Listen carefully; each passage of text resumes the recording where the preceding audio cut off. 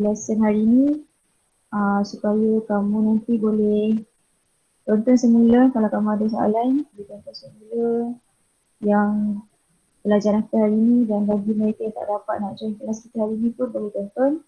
Sekiranya ada soalan, please do ask me. Jangan kamu simpan sendiri je buat-buat faham, sebab cikgu tak nampak kes COVID ni nak turun, dan cikgu rasa macam berpanjangan je kita punya lesson online ni. Jadi kamu dah form 4 dah, nanti nak next year form 5 dia takkan berhenti benda tu, dan tak ada lagi kes SPM dia cancel. So far SPM masih lagi berjalan. So make sure you are ready from this year. Jangan tunggu next year barulah kamu nak catch up everything. Okay, sebab kalau next year baru kamu nak catch up everything, it's too late and it's too much to catch up. Bukan kamu ada satu subjek je, kamu ada banyak subjek. Dan aim cikgu adalah supaya kamu semua boleh dapat A, at least B untuk SPM. Sebab fizik ni tak susah pun. Bila kamu dah faham konsep, kamu dah boleh apply rumus, you will be good and you can answer all the questions in the exam. Okay? Okay, so let's proceed to our lesson. Okay, so kita hari ni kita nak belajar, kita nak teruskan tajuk daya. So, honestly tajuk daya ni kamu dah belajar masa di tingkatan 2 ke tingkatan 3, cikgu tak pasti. Okay, so kita imbas semula. So kamu boleh scan kat sini, imbas kembali daya dan gerakan. Okay, kat sini cikgu nak highlightkan maksud daya. Okay, daya kat sini sebab dia tak bagi tahu apakah itu maksud daya. So daya ni merangkumi tolakan atau tarikan. Okay, daya adalah tolakan. Okay, daya ialah tolakan atau tarikan yang dikenakan ke atas sesuatu objek.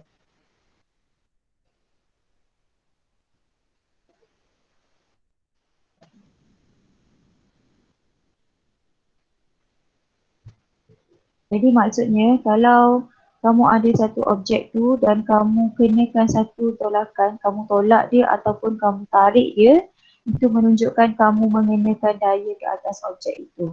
Okay, sebagai contoh, kalau kita ada buku atas meja, so kamu tolak buku tu, maksudnya kamu kenakan daya ke atas buku tu lah. Ataupun kamu tarik kerusi ke, so kamu kenakan daya ke atas kerusi tersebut. So ingat dia punya main point adalah tolakan atau tarikan. Bila kamu tolak, maksudnya kamu kenakan daya. Bila kamu tarik, kamu kenakan daya ke atas objek tersebut. So daya ni dia bukan sahaja daripada manusia ke objek lain, tapi dia antara objek dan objek pun ada juga daya. So daya ni ada pelbagai lah. Kita ada daya graviti. Daya tekan graviti seperti yang kita tahu, daya tekan graviti sentiasa menarik semua objek ke pusat bumi. So, kita ada daya geseran. Daya geseran adalah daya di antara dua permukaan yang bersentuhan. Sebagai contoh, permukaan lantai dengan kasut kamu. So bila kamu berjalan, kamu akan hasilkan satu daya geseran antara tapak kasut kamu dengan lantai. Lepas tu kita ada daya gerak elektrik. Okay, so nanti kamu akan belajar nantilah daya gerak elektrik. Lepas tu kita ada daya, banyak lagi daya sebenarnya, cikgu pun dah tak ingat sangat, tapi itu adalah daya lah. So bila kamu baca, kalau dia ada tolakan atau tarikan, itu adalah kita kata sebagai daya. Okay, jadi daya ni dia boleh menggerakkan objek yang bergerak. Dia boleh menggerakkan objek yang pegun. Contohnya kalau macam buku tadi, buku dia memang pegun je, dia tak boleh bergerak sendiri. So bila kamu tolak, kamu tarik buku tersebut, maksudnya kamu mengubah gerakan objek tersebut. Buku tadi dia pegun, so kamu gerakkan dia, so kamu ubah dia daripada keadaan pegun kepada keadaan yang bergerak. Daya boleh mengubah arah pergerakan sesuatu objek. Sebagai contoh, kalau kamu main bola sepak ataupun tengok orang main bola sepak, mula-mula bola sepak tu datang ke arah kita. So dia bergerak ke arah kanan contohnya. Selepas tu kamu tendang bola tersebut dan bola tu bergerak ke arah bertentangan. Bila kamu tendang maksudnya kamu tolaklah bola tu dari kaki kamu.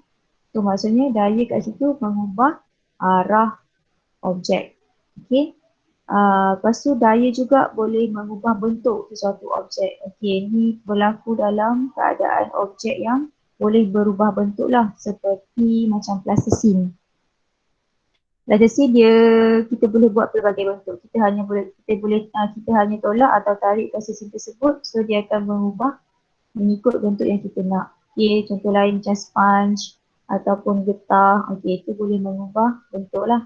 Okey, kemudian daya boleh mengubah halaju objek, menambahkan halaju, mengurangkan halaju, boleh menghentikan objek. Okey, so ni kamu hanya bayangkan kalau macam kita bergerak lah ataupun ada basikal yang bergerak. So kalau kita nak lebih basikal tu bergerak dengan lebih laju, so kita kayuh dengan lebih laju. Maksudnya kita tambahkan daya kepada basikal tersebut. Kalau kita nak suruh basikal tu berhenti, so kita ataupun nak kurangkan laju, so kita kurang kalau mengayuh tu kan, so maksudnya kita kurangkan daya, maksudnya lepas tu basikal tu akan menjadi rendah lah ataupun sedikit berkurang lah dia punya halaju. Okay, so tu antara kesan-kesan daya. So kat sini dia highlightkan kepada kamu, dia bagi tahu bahawa daya boleh mengubah keadaan gerakan sesuatu objek. So kat sini kita fokus kepada gerakan sebab dalam bab 2 ni dia fokus lebih kepada gerakan lah. Okay. Daya boleh mengubah keadaan gerakan sesuatu objek seperti yang cikgu bagi tahu tadi lah. Maksudnya bila kita kenakan daya kepada objek yang bergerak tu, so objek tu boleh bergerak semakin laju atau objek tu bergerak semakin perlahan atau objek tu daripada bergerak kepada keadaan pegun ataupun objek tu daripada keadaan pegun kepada keadaan bergerak. Okay, itu adalah kesan-kesan daya lah.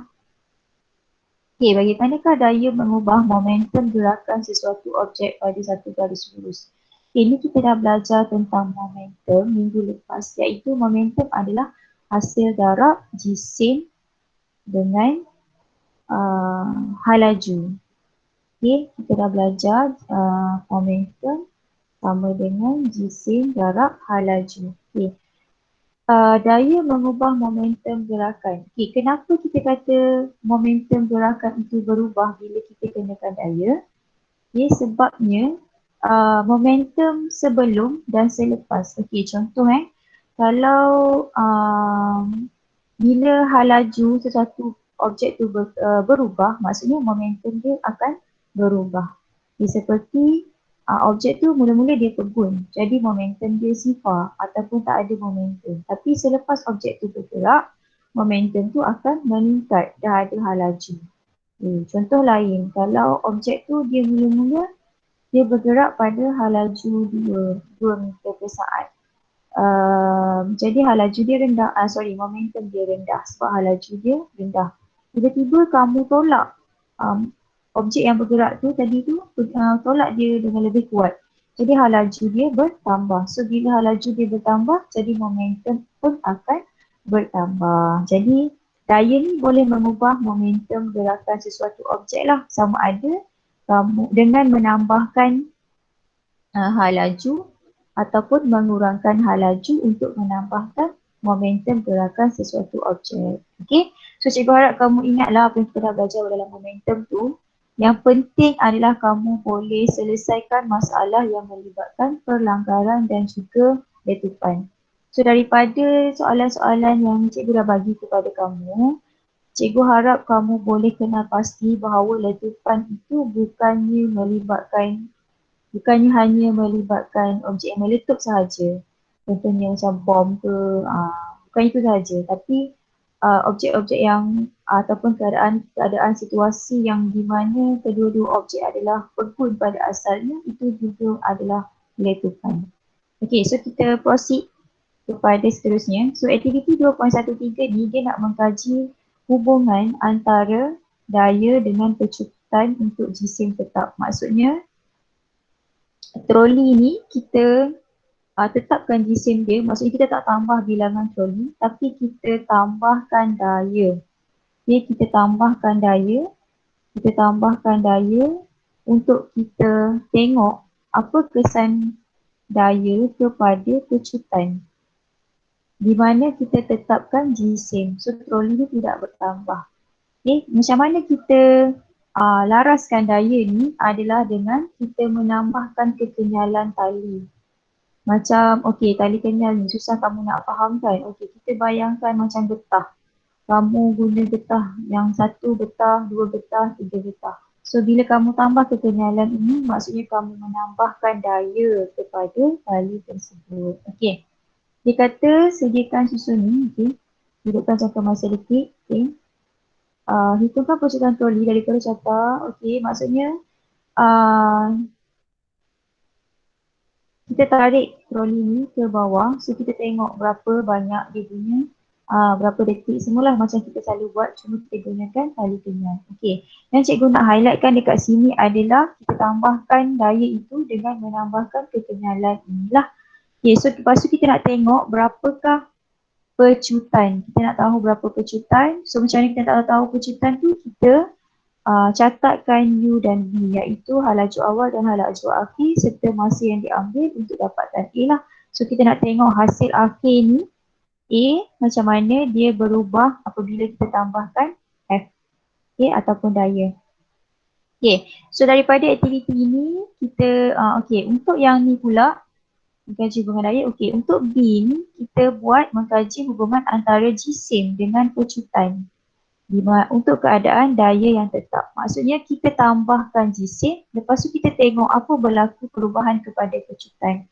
Untuk yang A tadi kita tambahkan daya, kita tengok apa perubahan kepada pecutan. Maksudnya kita, kalau kita tolak sikit dengan tolak banyak, adakah pecutan itu semakin bertambah ataupun semakin berkurang? Tapi secara logik ni kita boleh fikirlah, bila kita tambah daya lebih kuat, maksudnya objek itu akan bergerak dengan lebih laju, jadi pecutan dia akan bertambah lah. Okay, untuk B ni pula kita tambahkan jisim, maksudnya kita beratkan troli kamu tu, lepas tu kita tengok adakah pecutan dia semakin bertambah. Kita tambahkan jisim, troli tu semakin banyak, lepas tu kita tengok adakah pecutan dia tu bertambah ataupun berkurang. Okay? Jadi kalau secara logiknya bila jisim tu bertambah, maksudnya kuantiti dalam troli kamu tu semakin banyak, jadi dia akan bergerak dengan lebih perlahan lah sebab dia muatan berat kan. Benda yang muatan berat ni, muatan yang besar ni macam lori yang besar-besar tu dia akan bergerak dengan lebih perlahan lah kalau kita compare dengan objek yang mempunyai jisim yang lebih kecil. Okay, so kita dah buat ni, so kita tambahkan jisim, satu troli, dua troli, tiga troli. So kita kirakan berapakah halaju yang kita peroleh setelah kita tambahkan jisim. Okay, so daripada eksperimen kedua aktiviti ini kita dapat rumuskan ini kelas. Okay, yang pertama adalah graf pecutan daya. Pecutan melawan daya, maksudnya kita tambahkan daya, apa berlaku kepada pecutan. So daripada graf ini kita dapati apabila kita menambahkan daya, semakin bertambah daya, semakin bertambah pecutan. Okay, jadi kita rumuskan pecutan berkadar terus dengan daya yang dikenakan. Berkadar terus maksudnya apa? Bila daya meningkat, pecutan juga akan meningkat. Itu maksud berkadar terus dengan daya yang dikenakan apabila jisim objek itu malar. So kita tengok tadi yang A, kita gunakan satu troli. Maksudnya kita tak tambah pun jisim, tapi kita hanya tambahkan daya. Daripada graf ini, semakin bertambah daya yang digunakan, semakin bertambah pecutan. Okay, kemudian untuk aktiviti B pula, kita boleh tengok graf pecutan melawan jisim. Okey, ini pecutan. Okey, ini pecutan pada Y. Okey, pada X adalah 1/M. Sebab itulah dia kata songsangan jisim. Maksudnya dia tak macam F ni. F ni dia bukan songsangan, dia berkadar terus. Tapi M ini berkadar songsang dengan jisim.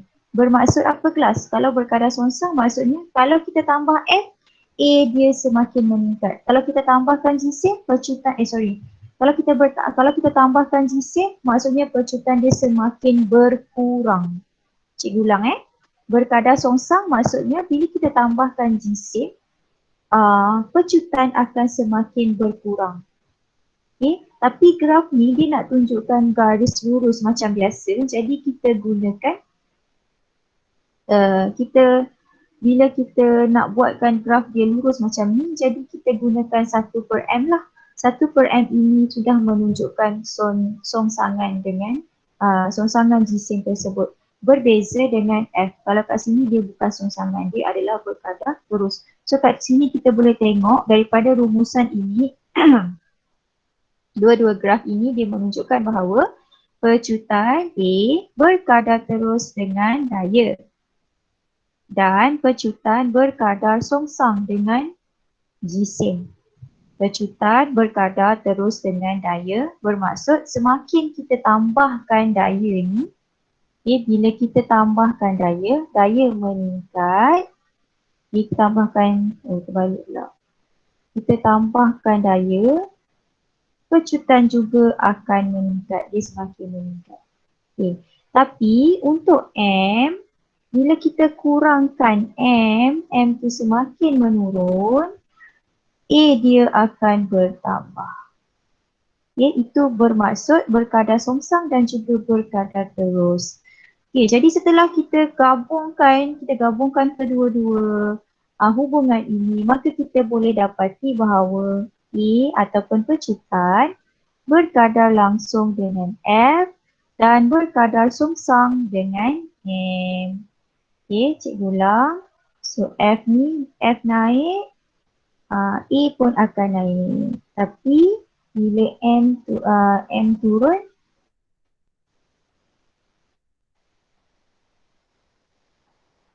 M turun, A akan naik. Okay, ingat macam ni.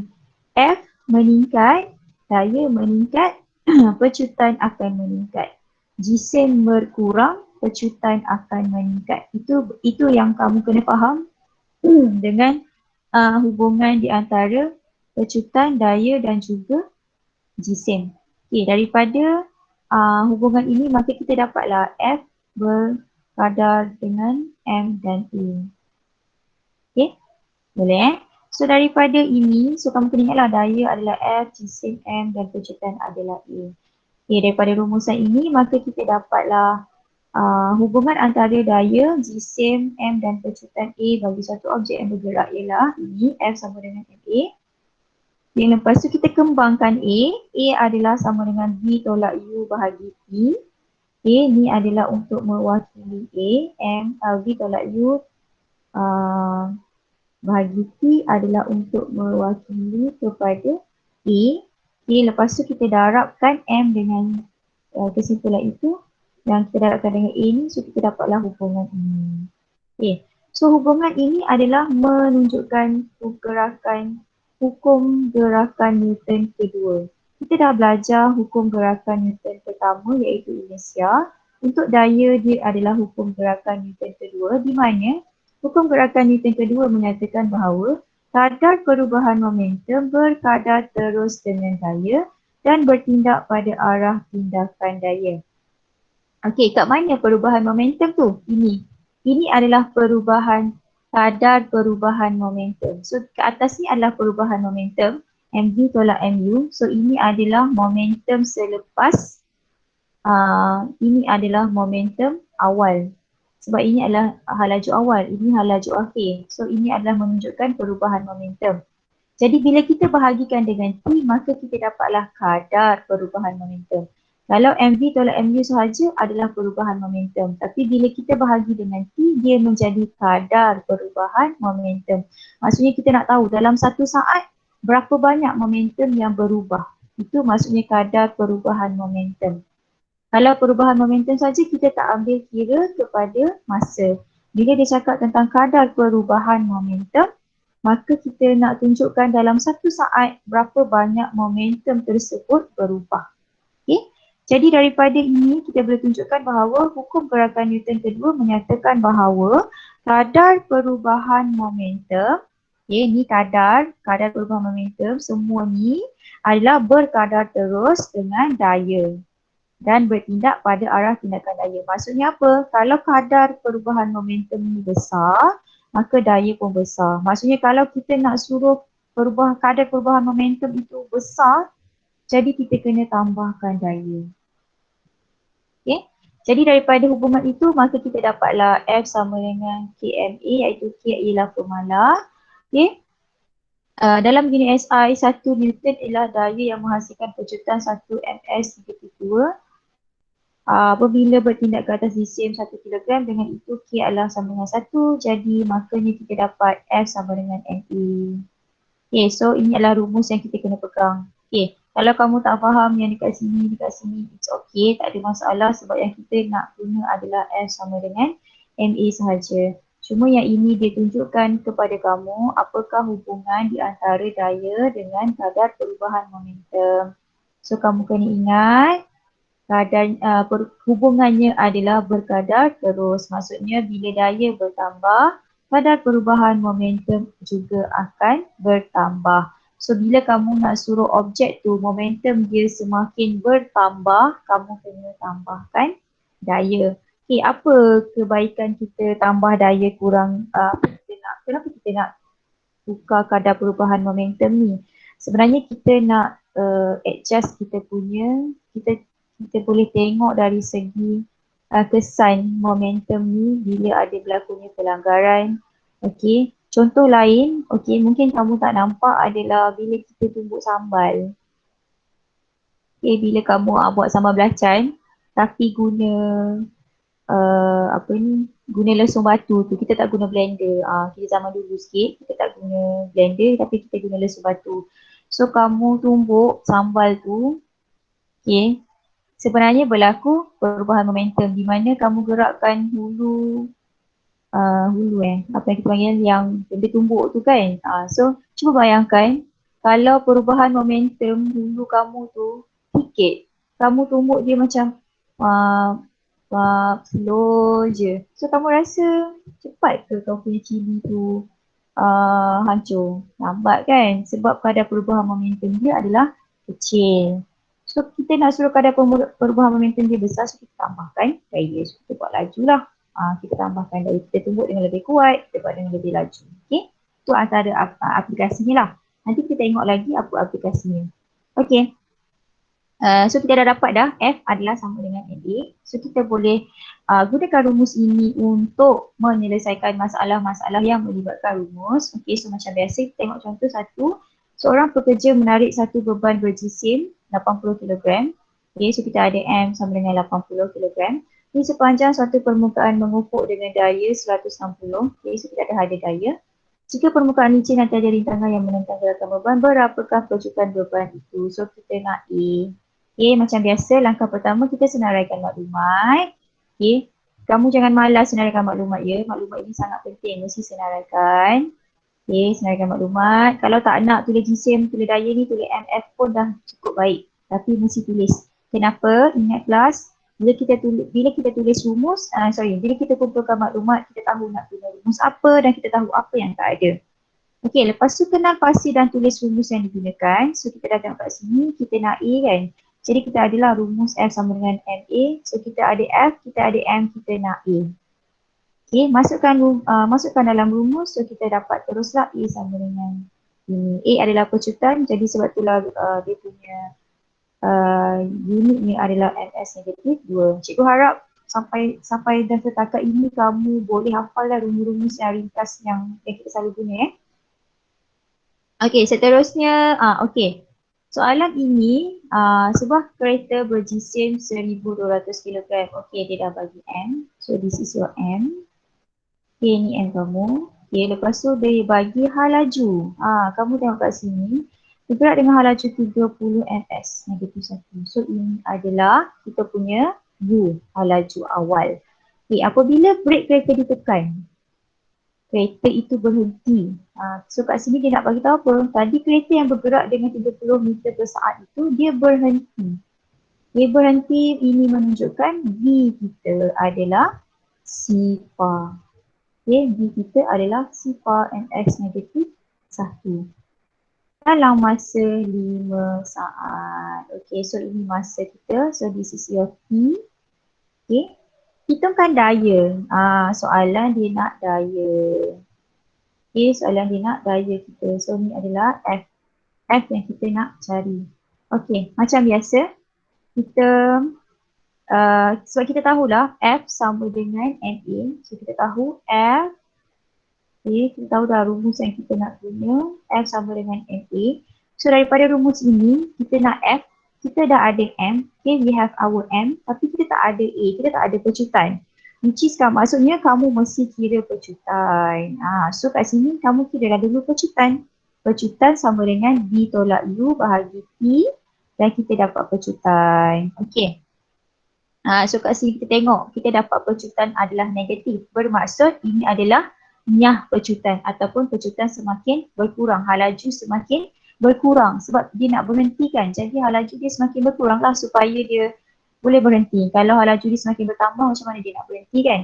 Okay, so daya yang dikenakan pada brake kereta, so kita masukkan dalam rumus F sama dengan NA. M kita adalah 1200 kg. A kita adalah negatif 6. So masukkan juga negatif sebab tanda negatif menunjukkan daya bertindak pada arah, daya bertindak pada arah bertentangan dengan arah gerakan kereta. Jadi tanda negatif ni sangat-sangatlah penting untuk kamu masukkan dalam perkiraan. Masa kita belajar momentum dulu pun, bila kamu buat pengiraan, bila kamu tak dapat kenal pasti arah gerakan halaju, dia bergerak halaju ke sana atau ke sini, ni boleh membuatkan kamu dapatkan nilai ataupun jawapan yang salah.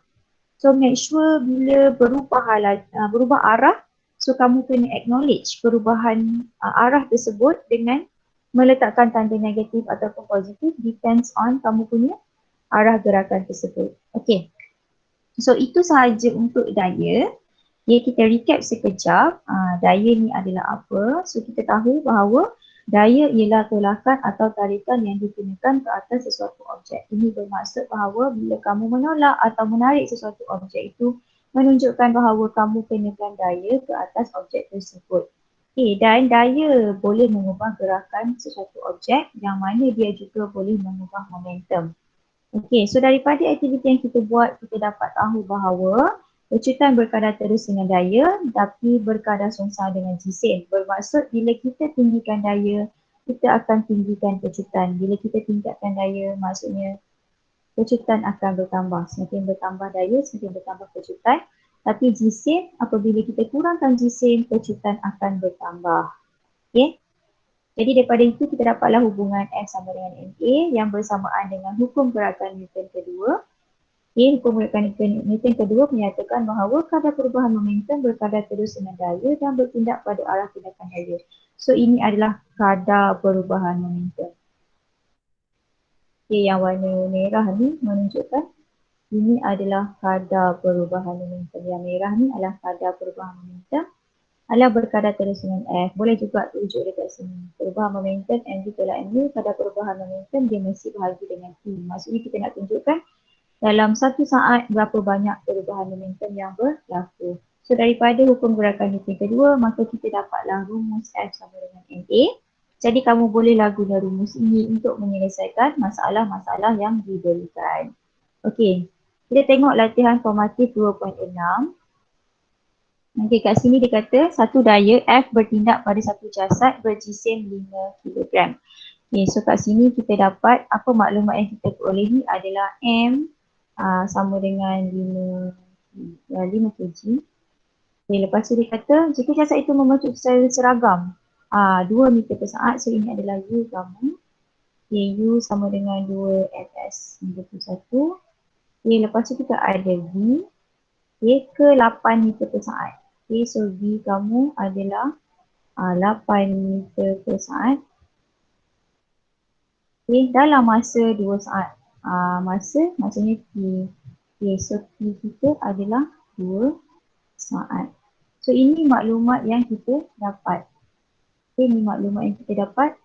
Kita ada M, kita ada U, kita ada V dan kita ada T. Okay, soalan dia kata jika jasad tentukan nilai F. Okey, dia nak nilai F. So kita dah tahu F sama dengan, kita dah tahu dah rumusnya tadi, F sama dengan MA. Okey, kita semak. Adakah kita dah ada semua maklumat ini? Kita nak F. Okey, M kita dah ada. M kita 5 kilogram. A kita tak ada. Tapi kita diberi maklumat U, V dan T. So kita kena kira dulu A. So A sama dengan V.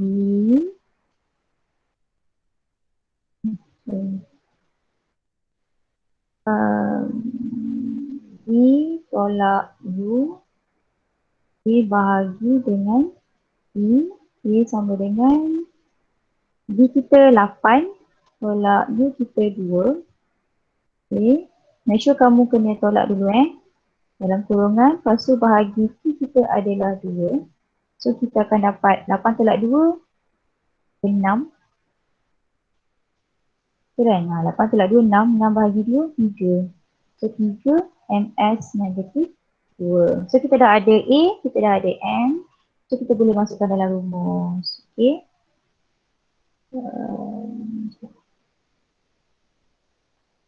Okay, so kita boleh masukkan dalam rumus F. F sama dengan MA. Sama dengan M kita adalah 5. Okay, M kita adalah 5. Lepas tu A kita adalah berapa tadi? 3. Okay, jadi jawapan kita 5 darab 3, 15. Kita punya F kita, unit ni adalah, okay, kita boleh gunakan Newton, N besar, okay, ataupun kita tengok rumus kita. Okay, M adalah, unit ni adalah kg.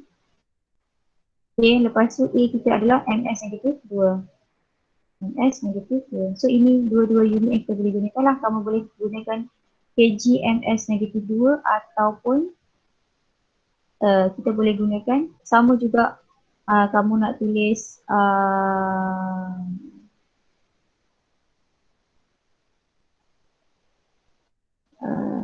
apa tadi 15 Newton. Sama je. Tidak ada apa-apa perubahan, cuma dia tukar unit saja So dua-dua unit ni boleh digunakan. Kalau nak senang guna Newton. F sama dengan Newton lah unit dia. Tapi kamu nak guna Newton ni, make sure GCM dalam unit kilogram dan percuitan kamu dalam unit meter per saat per 2. Kalau unit dia dia bukan kg atau gram, kamu kalau dia unit dia gram, kamu kena tukar jadi kg. Kalau unit dia centimeter per saat, kamu kena tukar jadi meter per saat. Okey, seterusnya jika nilai F sama dengan cos 10 Newton, tentukan sesaran. Kamu kena kira sesaran pula. So kat sini maksudnya kamu kena dapat A dulu. Okay, sebab dia dah bagi tahu F. Tentukan sesaran jasad itu dalam 6 saat. Okey, dia bagi F, lepas tu dia bagi T sama dengan 6 saat. Okay, so apa kita kena buat adalah kita kirakan A dulu. Okay, so F sama dengan MA. Jadi A sama dengan F bahagi M. Okay, sama dengan F kita adalah 10 bahagi N kita adalah okay, M kita adalah apa tadi? 5. Okay, 5. So 10 bagi 5 kita akan dapat 2. So 2 MS negatif 2 untuk A. Okay. Kita ada A, kamu ada T. Cuba ingat balik. Dia kata kat sini jika nilai F, tentukan sesaran jasad 6 saat selepas jasad mula bergerak dari keadaan rehat. So dari keadaan rehat maksudnya kita dapat apa maklumat kat sini kelas? Kita dapat T bahawa U kita adalah sifar MS negatif 1. Okey. Bila kita nak tentukan sesaran, cuba ingat balik apa yang kita dah belajar masa dulu tu yang gerakan. Yang kita ada 4 persamaan gerakan. Okey. So daripada yang persamaan gerakan itu, kita boleh guna rumus S sama dengan UT tambah 1 per 2 AP kuasa 2. Kita gunakan rumus ini untuk dapatkan sesaran. So U kamu masukkan nilai lah macam biasa. U kamu sifar, so U kira sifar. 1/2 A kita adalah 2, masukkan, dan P kita adalah 6 soal. So kamu akan dapat lah. So kalau kamu kira, kamu akan dapat jawapannya adalah 36 meter. Kalau cikgu tak salah kira lah. Okay. So ini basically macam mana untuk kamu dapatkan gunakan rumus F sama dengan NA. Okay, so untuk nombor 2 ni pun sama juga dengan nombor 1 ni lah, lebih kurang. Dia cuma yang nombor 1 ni dia suruh kirakan daya, tapi yang nombor 2 ni dia suruh kira GSM. Basically the same thing, cuma kamu tukar-tukar saja rumusnya. So nanti cikgu akan bagi 2 latihan untuk daya ni lah untuk kamu lebih mahir. Okay. Ada soalan kelas? Any questions? So far boleh faham ke? Boleh ke? Boleh Azul jadi, yang lain semua tak ada. Semua 3 je. Hakim? Okay, Hakim senyap je. Hakim ni nanti last minute ni dia mesej lah cikgu ni. Padahal cikgu dah cakap dalam kelas. Bagilah. Okay. Seterusnya, okay, nanti so cikgu akan bagi latihan. So make sure kamu buat semua dan kamu cubalah. Okay, so kita proceed kepada 2.7, impulse dan daya impulse. Kenapa cikgu nak teruskan masuk? Sebab dia berkaitan dengan daya. Dia dua tajuk ni dia berkaitan. Okay, so impulse dan daya impulse. Okay. Okay, kita tengok gambar atlet ini. Atlet ini dia lompat jauh. Dan bila dia landing, dia bengkokkan kaki dia. Okay, ni sama je sebenarnya. Kalau kita lompat pun, bila kita lompat, bila kita landing, kita akan bengkokkan kaki kita. Tak ada orang lompat lepas tu dia berdiri. Kaki dia jarang lah, kita akan bengkokkan kaki kita. Kenapa? Sebab bila kamu bengkokkan kaki kamu masa kamu landing, impuls yang kesan, impak yang kamu dapat dekat kaki kamu akan lebih kecil berbanding bila kamu tegak. So kaki kamu tak sakit lah. Itu adalah berkaitan dengan impuls dan daya impuls. Okay. Tindakan membengkok kaki itu adalah untuk mengurangkan magnitud daya impuls ke atas badannya. Okay. Maksudnya apa? Dekat kaki ni, dia akan rasakan daya impuls. Jadi, bila kita bengkokkan kaki, kita akan panjangkan masa pelanggaran. Bila kamu bengkok kaki, kamu akan panjangkan masa pelanggaran. So, bila masa pelanggaran itu panjang, maka impak ataupun daya impuls ke atas kaki kamu akan lebih kecil. Jadi, kamu akan rasa kesan pelanggaran itu lebih kecil. Okey, cikgu terangkan lagi sekali. Pelanggaran akan berlaku kaki dengan pasir. Bila kamu lompat ni, bila atlet ni lompat, pelanggaran akan berlaku antara kaki dan pasir. Jadi bila kita berlanggar, of course kita akan rasa sakit pada kaki kita. Dalam fizik, rasa sakit ini diterjemahkan kepada magnitud daya impuls. Okay. Cikgu beritahu lagi sekali, bila atlet ni berlanggar, landing atas pasir ni, pelanggaran akan berlaku iaitu di antara tapak kaki ni dengan pasir. Okay, so berlaku pelanggaran di sini. Bila berlaku pelanggaran, atlet ni akan rasa impak pada kaki dia. Dia akan rasa sakit ke ataupun akan rasa tak selesa lah ataupun rasa satu kesan daya. Sebab tanah ni dia menolak kaki lah.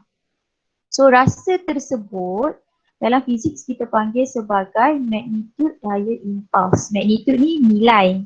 Okay, nilai berapa banyak 10, 18, 15. Okay, dan kesan itu kita panggil sebagai daya impuls. Okay, jadi bila kita bengkokkan kaki, bila atlet ni bengkokkan kaki, dia dapat mengurangkan daya impuls. So bila dapat kurangkan daya impuls, maksudnya kesan sakit tu akan menjadi lebih kurang. So dia lebih selesa dan boleh mengelakkan kecederaan kepada atlet tersebut. Okay, jadi kenapa cikgu highlightkan this part of the athlete? Sangat banyak dan soalan ini sentiasa berulang-ulang dalam peperiksaan. Dia akan tunjukkan kamu gambar etnik macam ni, lepas tu dia akan tanya kamu bagaimanakah etnik ini dapat mengurangkan kecederaan atau mengelakkan kecederaan. So jawapan kamu adalah dengan membengkokkan kaki. Kenapa? Sebab bila kita bengkokkan kaki, kita dapat mengurangkan magnitude daya impuls. Okay, jadi bila kurangnya magnitude daya impuls, maksudnya kurang daya yang dikenakan kepada badan kita, maka badan kita akan selamat dan kuranglah kecederaan yang berlaku. Okay? Jadi impuls tu apa? Impuls merupakan perubahan momentum. Okay, ni sama yang cakap ada tadi atas lah. Okay, so impuls dia punya simbol adalah C sama dengan MV tolak MU sama juga dengan FT. Okay, mana datang FT ni? Tiba-tiba datang FT. Okay, dia adalah daripada yang ini kelas. Daripada ini. So kamu tengok F sama dengan MV tolak MU bahagi T. Okay, MV tolak MU ni adalah apa tadi? Impuls kan? Impuls sama dengan MV tolak MU. Tapi MV tolak MU ni juga adalah sama dengan F darab T. So kita naikkan T di sini.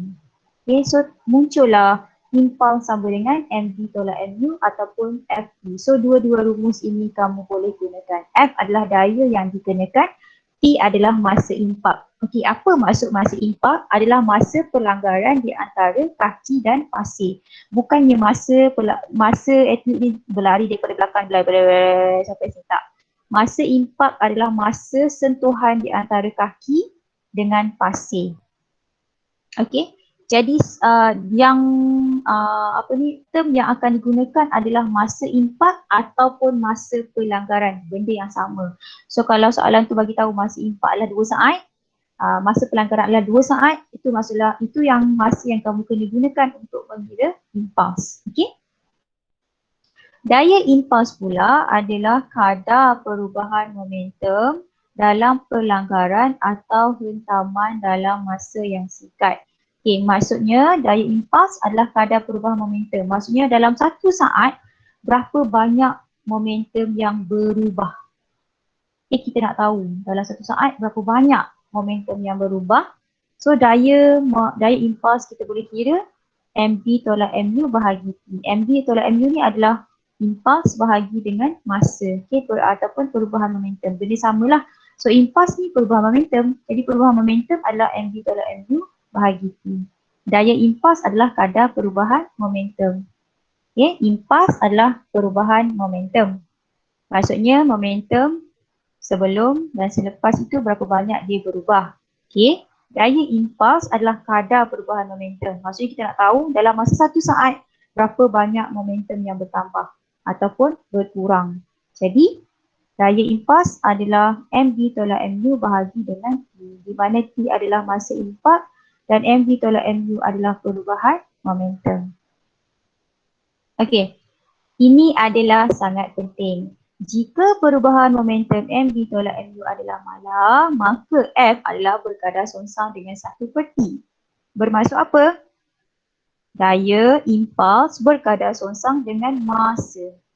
Jika T adalah kecil, maka magnitude F adalah besar dan sebaliknya.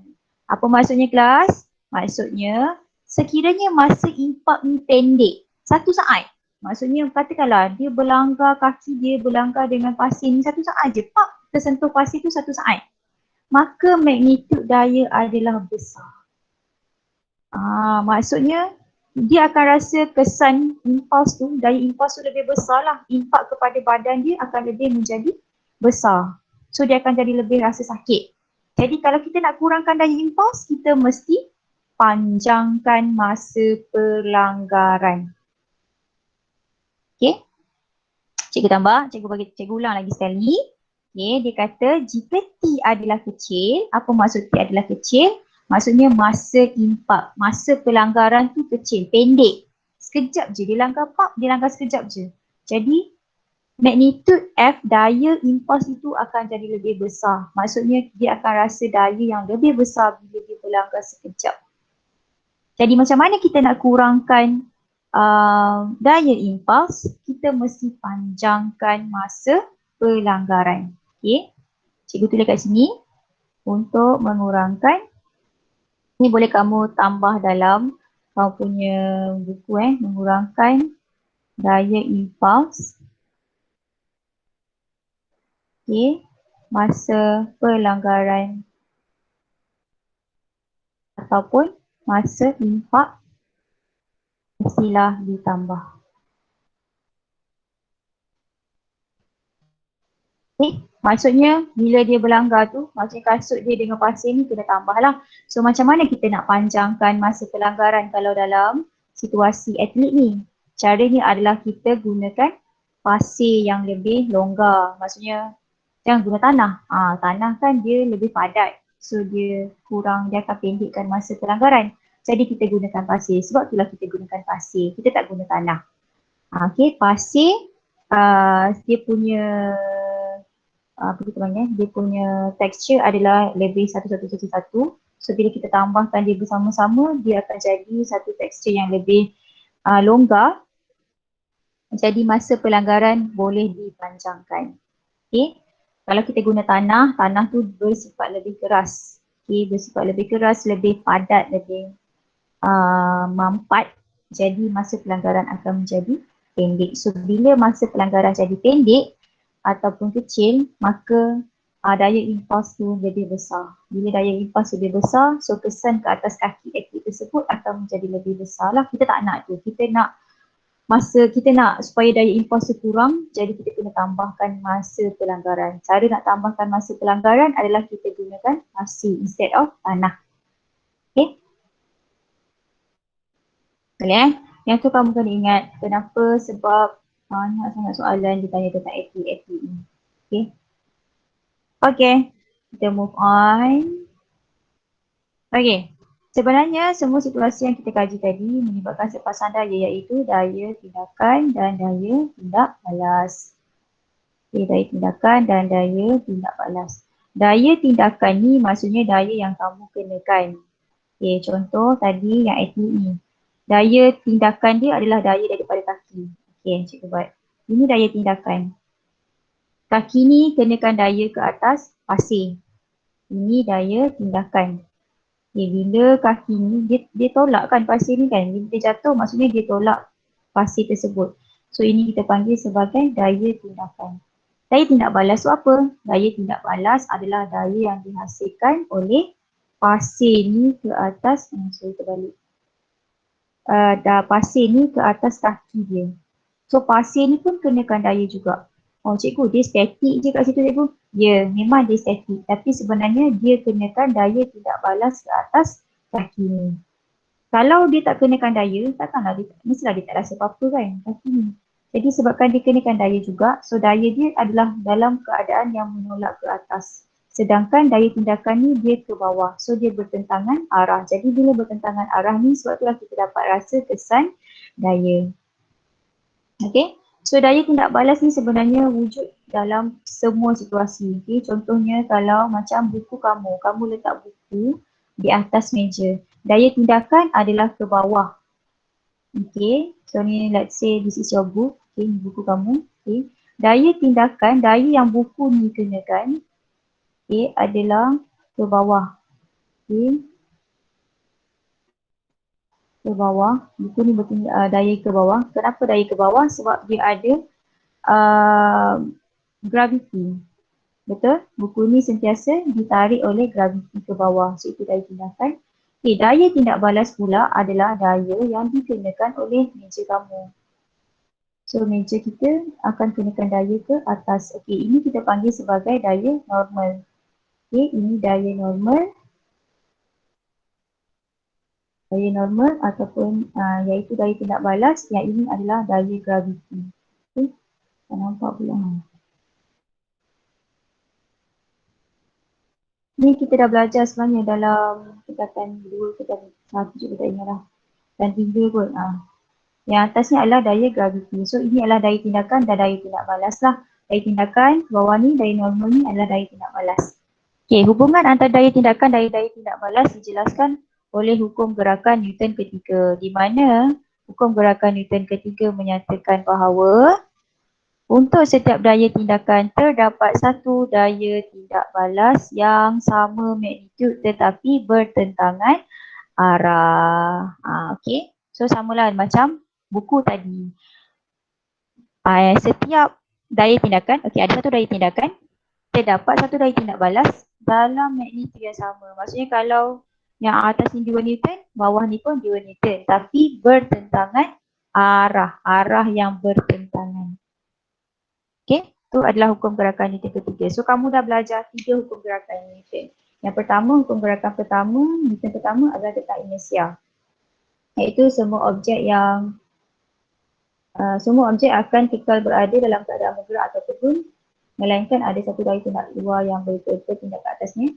Hukum gerakan Newton kedua adalah hubungan di antara daya dengan perubahan momentum.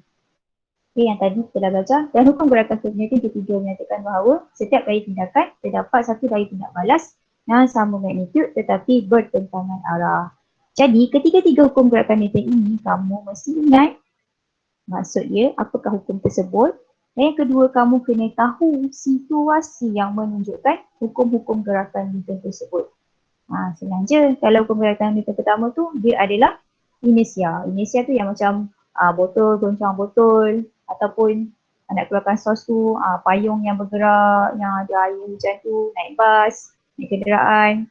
Okey, lepas tu hukum gerakan Newton kedua adalah perubahan momentum yang tadi kita tengok tu. Yang akhirnya kita akan dapat F sama dengan MA. Lepas tu hukum gerakan Newton ketiga adalah tentang daya dan daya tindakan dan juga daya tindak balas. Dua-dua daya ini sama magnitud tapi bertentangan arah. Okey, so kita tengok. Kita tengok contoh-contoh. Okey, kita nak tambahkan magnitud impuls melalui tindakan ikut lajak. Okey, so kita ada dua orang ni. Dia seorang je. Pemain bola sepak melakukan sepakan. Okey, so dia dapat bola. So dia nak kenakan daya tindakan ke atas bola ni. So macam mana dia nak suruh magnitud impuls kepada bola ni adalah besar. So dia buat tindakan ikut lajak. Sepakan yang kuat diikuti tindakan ikut lajak akan menghasilkan impuls yang besar. Apa maksud tindakan ikut lajak ni? Maksudnya kaki dia ni, dia sepak sekali pergi dengan bola ni. Bukannya dia sepak sampai sini je. Sampai sini dia berhenti tak. Dia sepak sampai atas. Sampai sekali dengan bola. Itu maksudnya tindakan ikut lajak. Okay, menghasilkan impuls yang besar. Dengan itu bola mengalami perubahan momentum yang besar dan bergerak dengan hal laju yang tinggi. Maksudnya kalau kita nak suruh bola ni bergerak lebih jauh, bergerak dengan lebih laju, so kita kena buat tindakan ikut lajak. So actually kita dah buat dalam kehidupan, cuma kamu tak tahu yang kamu buat tu adalah impuls, momentum, benda-benda tu dah ada dah, kamu dah buat sebenarnya. Okay? So cikgu harap sebabkan benda ni dia dah ikut sama seperti yang kita dah dan alami setiap hari, so dia akan memudahkan lagi kamu faham lah. Okey, ini nak tambahkan magnitud impuls. Sekarang kita nak mengurangkan daya impuls dengan memanjangkan masa impak. Okey, ini yang cikgu bagi tahu tadi. Okay, kita tengok daya tindak balas ke atas kereta dan daya tindakan ke atas penghadang. Maksudnya kereta ni dia kenakan satu daya tindakan ke atas penghadang dan penghadang ni dia kenakan daya tindak balas ke atas kereta. So mereka saling mengenakan daya. So magnitud daya ni sama tapi dia arah yang berbeza. Okay? Tapi bila dalam pelanggaran, kita nak kurangkan daya impuls tu supaya bila dalam pelanggaran kan kita tak nak bagi kesan yang lebih buruk lah kepada pemilik kereta tersebut. Jadi apa yang kita buat adalah kita panjangkan masa pelanggaran. Pelanggaran menyebabkan kereta dihentikan dan mengalami suatu perubahan momentum. Betul lah kan? Sebab sebelum tu dia bergerak, selepas sekarang ni dia berhenti. Jadi momentum dia berubah lah. Okay, bahagian hadapan kereta yang mudah remuk, mudah hancur macam ni, memanjangkan masa impak semasa pelanggaran. Dengan itu magnitud daya impuls ke atas kereta dikurangkan. Maksudnya kita dapat kurangkan daya impuls ke atas kereta ni bila kita panjangkan masa pelanggaran. So macam mana kita nak panjangkan masa pelanggaran? Kita buat kereta tu dia mudah renyuk lah. Okey, sebenarnya banyak lagi cara kita nak panjangkan masa impak tu. Okey, contoh lain kerusi yang kita duduk dalam kereta tu dia lembut. So bila dia lembut, masa pelanggaran badan dengan kerusi tu akan jadi lama. So dia kurangkan impak lah. Okay. Lepas tu kita ada seatbelt lagi ni, konsep inisia. So dalam satu kereta ni, kita ada banyak gunakan konsep fizik dan semuanya kita gunakan konsep fizik. Dari segi tayar, kita nak tahu berapa dia punya gripping untuk tayar geseran. Jadi fizik ni sangat penting lah sebenarnya dalam kehidupan. Kamu boleh aplikasikan di dalam kehidupan every day, every second. Okay? Kita nak tingkatkan daya impas dengan mengurangkan masa impak. Okay, ni yang cikgu cakap tadi. Kita ada alu, juga salah. Alu ni dia tumbuk ke lesung. Okay, so dia kenakan daya tindakan ke atas lesung. Dan lesung ni dia kenakan daya tindak balas ke atas alu. Jadi kita nak suruh kita punya bahan dekat bawah ni, kita cepat hancur.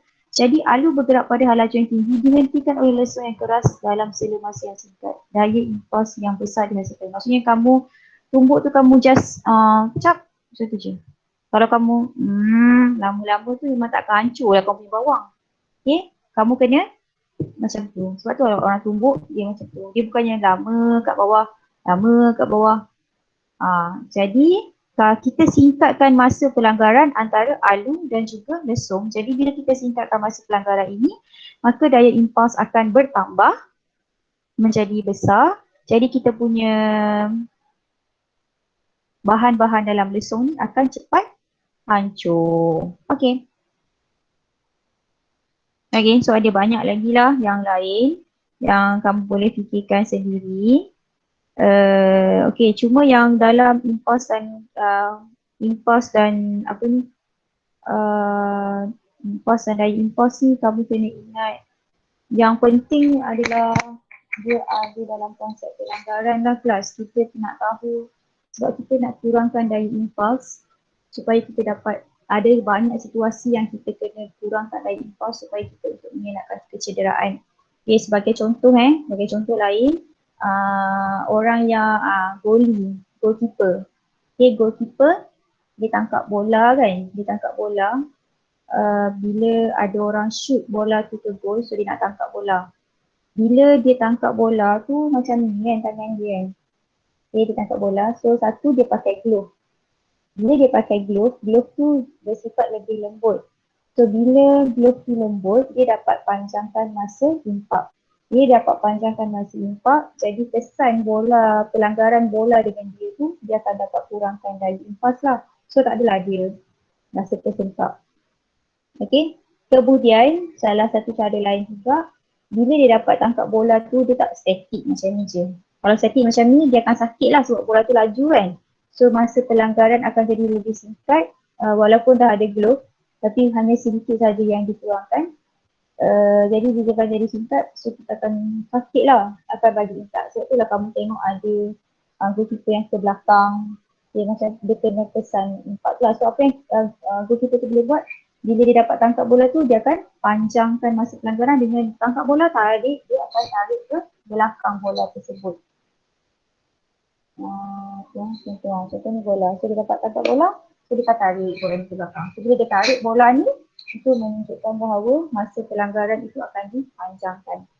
Okay, lepas tu yang lain, orang yang lompat tinggi, atlet lompat tinggi dia jatuh atas tilam. Okay, tilam tu dia bersifat dia lembut. So bila dia lembut dan tebal, masa pelanggaran itu akan bertambah lama lah. Sebab dia masuk, lepas tu dia tenggelam, jadi masa pelanggaran, masa sentuhan badan dengan tilam tu akan jadi lama. So bila masa pelanggaran atau masa impak tu dia lama, jadi daya impas tu akan berkurangan. Jadi dia tak cedera lah. Okay. Sebab itulah kita lapik tilam supaya masa pelanggaran tu akan jadi panjang. Kalau jatuh je atas lantai yang keras tu, masa pelanggaran akan jadi singkat. So bila masa pelanggaran singkat, maka daya impas yang dihasilkan adalah sangat besar, jadi boleh menyebabkan kecederaan. Okay. Okay, sekarang kita tengok menyelesaikan masalah melibatkan impas dan daya impas. Okay, ni samalah. kita macam biasa kita senaraikan maklumat, lepas tu kita kena bahasi rumus. Okay, lepas tu kita buat gantian numerical dan kita hitung. Okey, sama juga dengan contoh kedua, cuma masukkan rumus saja. So kalau impulse, J sama dengan MV tolak MU ataupun FP bergantung kepada maklumat yang kamu dapat. Okey, untuk daya impulse, MV tolak MU bahagi dengan ini. Okey, so ini latihan. Kamu boleh buat lah.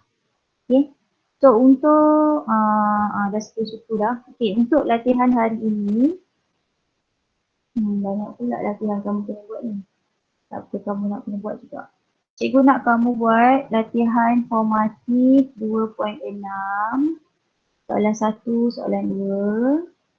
Okey, lepas tu latihan formatif 2.7, soalan 1 dan soalan 2. Okey, tak perlu salin soalan, kamu just tulis je latihan formatif, lepas tu tulis maklumat macam biasalah. Okey, tulis dalam buku nota kamu, lepas tu nanti hantar kepada cikgu. Ambil gambar, guna cam scanner tu. Okay, lepas tu hantar kepada cikgu lah.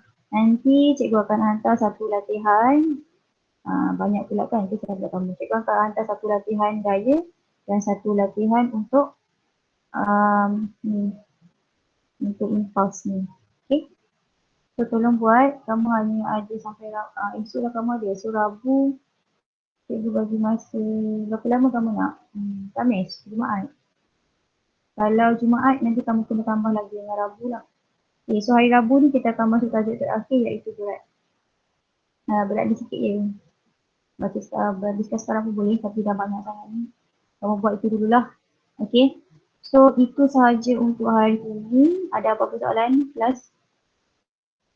Question people?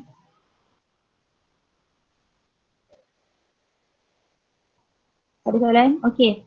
Untuk sepatutnya kita dijadualkan kita ada exam selepas